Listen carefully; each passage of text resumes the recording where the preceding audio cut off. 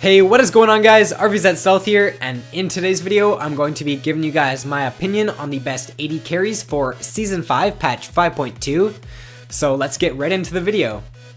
At the number 5 spot, I have Draven, Prosa Draven, or he's got crazy damage come late game. Correct me if I'm wrong, but he is the highest damage AD carry in the game if he can catch his Qs. He's also a pretty strong laner because of the damage on his Q, and he's got self-peel with the speed buff on his W and with the knockback on his E. His ultimate is very versatile as well. You can either use it to finish off low health targets, you can use it to get AoE damage off in teamfights, or you can even use it to wave clear if need be. And he also snowballs really hard because of his passive. Constant Draven, or he is a higher skill cap AD carry. If you haven't played Draven before, then I'd definitely recommend playing him in some normals and get used to catching his Qs, because if you can't catch your Q on Draven, then you're missing out on a lot of his damage and you just might as well play a different AD carry. However, if you can catch your Qs consistently, then he does do a load of damage, and he does also have weaker mobility compared to some of the other AD carries. Next up on my list, I have Corki, Prosta Corki, or he's got great poke with his ultimate and with his Q. He's also got a very strong mid-game power spike because when he picks up the Trinity Force, the item synergizes really well with him, and he's going to start to do a load of damage once he picks up that item. He's also got a long-range gap closer on his W, which makes him one of the safest AD carries in the game, and I'm pretty sure it can go over any wall in the game, so you can get out of a lot of sticky situations with his W. He's also a pretty strong tower pusher because he gets the Sheen procs with the Trinity Force, and he also does true damage. And the recent nerf to Infinity Edge really doesn't hurt him at all because he does rush Trinity Force. Constant Corki, or he is quite mana hungry in the early game now. This recent patch, or patch 5.1, he got a nerf to his W where it now costs 100 mana instead of 50, and this is a pretty big nerf if you think about it, because say if you use 2 Qs and then you W away, you're basically going to be out of mana because you only start with, I think, 300 mana as Corki in the early game, and this definitely does hurt his early laning, so this is why he isn't higher up on my list, because if you use 2 of your Qs and then you W away, you're basically going to be out of mana. And he is also skill shot reliant with his ultimate and with his Q. Next up on my list, I have Jinx, Prosa Jinx, or she's got long range with her Q, which makes her a pretty strong laner. She's also a great tower pusher because of the passive on her Q. Arguably the best tower pushing AD carry in the game. She's also got a great late game, and she's a pretty strong team fighter as well. If you can get a couple, or if you can get a kill in a team fight as Jinx, then you're going to proc her passive, and it's going to be very hard for the enemies to kill Jinx in team fights because of that. She's also got very strong CC for an AD carry with her W and with her E. It enables her to provide some pretty good self-peel for herself, because if the enemies are trying to engage on her, she can just drop down her E. Once her E runs out, she can use her W, and she can kite champions really hard because of those CC abilities. Her ultimate is also very strong. If you need to finish off a low health target, you can use it. And recently I was playing Jinx. I'm pretty sure I got 3 kills just by using her ultimate across the map. Say the enemy top laner is low, you can use your ultimate and pick up some pretty nice kills in the early game because of her ultimate. Constant Jinx, or she doesn't have any mobility. So next up on my list, I have Sivir, Prosa Sivir, or her E is really OP right now.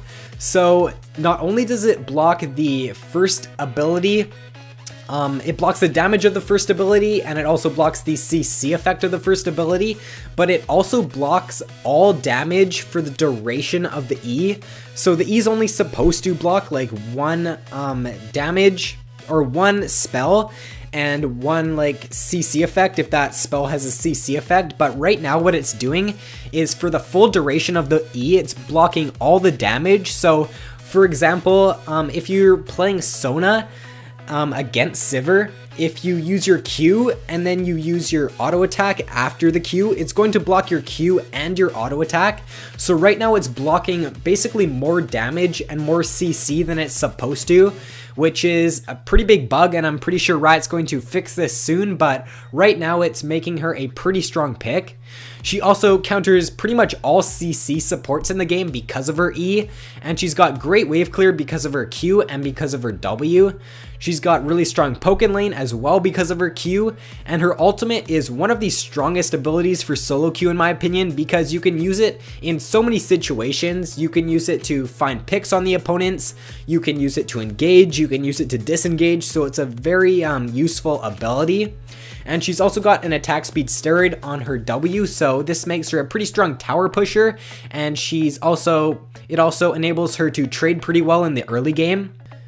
A con to Sivir is that she's shorter range than most AD carries in the game, so you have to be careful about your positioning in teamfights with her, especially if your E and your ultimate are not off cooldown. So number 1 on my list for patch 5.2 is Graves. Prosta Graves he's arguably the best laner in the game. He's got so much burst damage, and when he hits level 6, no other AD carry in the game can compare to how much burst he has. He's also got great mobility with his E, and he's got relatively low mana costs. For example, Corki's W, which is his gap closer, costs 100 mana, and Graves' gap closer only costs 50 mana. And he is the tankiest AD carry in the game because of his passive. A con to Graves is that he is weaker if he falls behind. Some honorable mentions for this patch include Caitlyn, Ezreal, Kalista, Vayne, Lucian, and Tristana.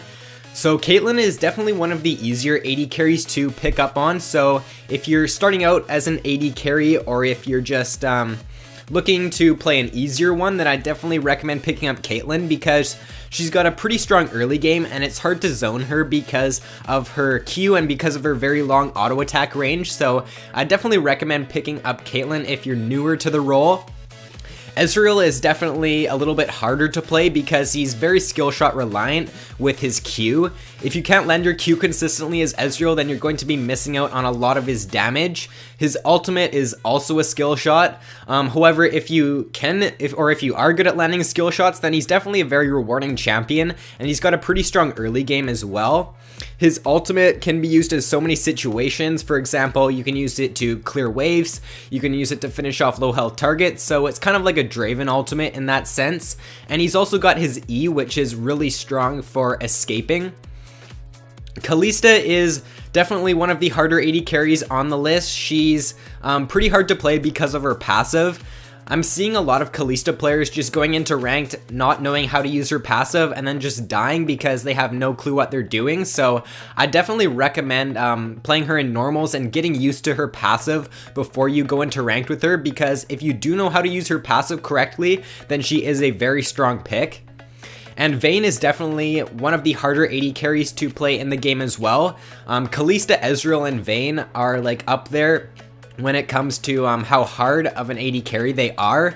Vayne definitely has a weaker early game, but if you can get past the early game, or if you can even get some kills in the early game, then she scales really well into the late game, and she's just a monster once you get your full items on her. So definitely pick up Vayne if you're looking for a little bit more mechanically intensive AD carry. Don't expect to just start wrecking with Vayne in your first few games. I think I've played like 40 or 50 games with Vayne in Season 4, and I'm still not very good on her, so it's going to take you a while to get good with Vayne if you're not used to her. Lucian is still a pretty strong AD carry in my opinion, despite all of the nerfs he's got recently. His double shot passive got nerfed, his W no longer has an attack damage ratio on it, his ultimate's cooldown got increased a while ago. So he's been nerfed a lot, but I still think he's a pretty good pick. The Braum Lucian lane is still really strong, so if you haven't tried that out, then I definitely recommend it. And he's also got good mobility with his E as well. And Tristana is definitely one of the better late game AD carries. She scales really well, and she's also got good mobility with her W and self peel with her ultimate. She does have a weaker early game though, which is why she's not on my top 5. But if you can get past the early game and get to late game as her, then she starts to do a load of damage. So that is all for the video, guys. If you enjoyed, then be sure to give it a like and subscribe if you haven't already. Thank you guys so much for watching. I hope you have a great day, and I will see you in my next video.